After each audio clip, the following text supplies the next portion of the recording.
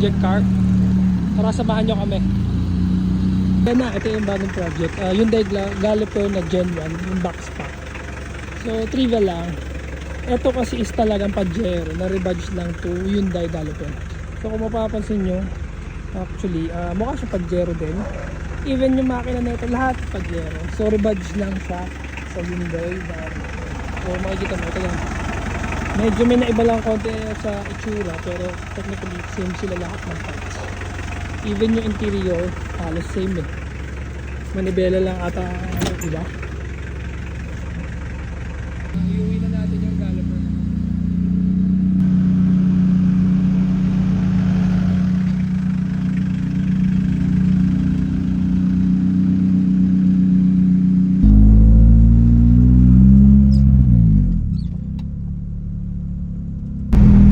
So nasa EDSA na tayo. Aabot kaya tayo ng Fairview.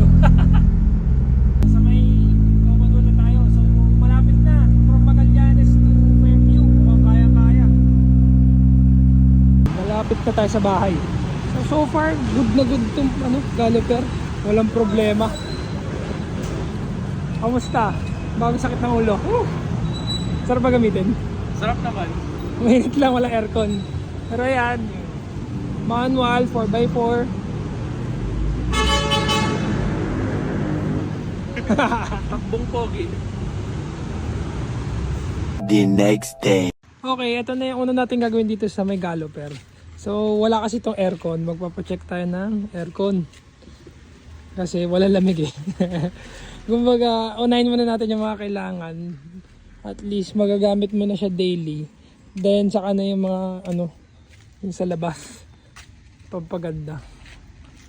So far, sa takbo wala naman problema. Pati sa kalampag halos wala eh. Ito lang yun nga, may mga minor electrical gremlins. Tsaka tong aircon ngayon. So dadalhin natin sa shop. Dahil mga... Anong yan? Hindi ko alam. Meron ako mga random buttons dito na hindi ko alam kung anong ginagawa eh. Tignan natin. Hindi pa tayo nakakaalis. May aberya na kagad. Ayaw mag-start. Hi. So try muna namin lagyan ng diesel. Tingnan natin, baka dun lang. Ayaw tumuloy eh. Full tank agad ko yan. Hindi tumatapon, sayang. The moment of truth. Tingnan natin kung under na. Nilagyan lang natin ng diesel. Busog ka na ha?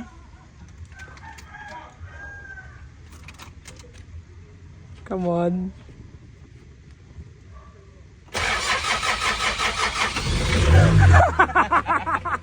Wala lang pala.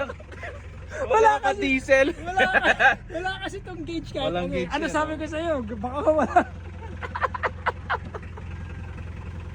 Lap trip. Okay, hindi tayo abot sa paggawa ng aircon. Dahil wala crudo. Oh well. So yan, papunta na tayo sa paggawa ng aircon. Tinry namin kumukulo. Hindi, baya mo na, makikita naman yan. Dito lang yan sa aircon. Pero ito siya under na. May kumukulo, parang... May pansit canton ba tayo dyan? Parang popcorn na ewan. So nandito ngayon tayo sa frigid zone kasi sila yung trusted natin pagdating sa aircon. So papacheck natin yung aircon ng Galloper kasi matagal na stock to eh. Kung bakit walang lamig. Yan, nilagyan na ng freon, lumamig na. So talaga may leak lang. Ang ginawa lang naman namin is pinatesting lang namin kung lumalamig. Kasi matagal nga na stock to eh. Siguro meron 5 years na stock tong Galloper.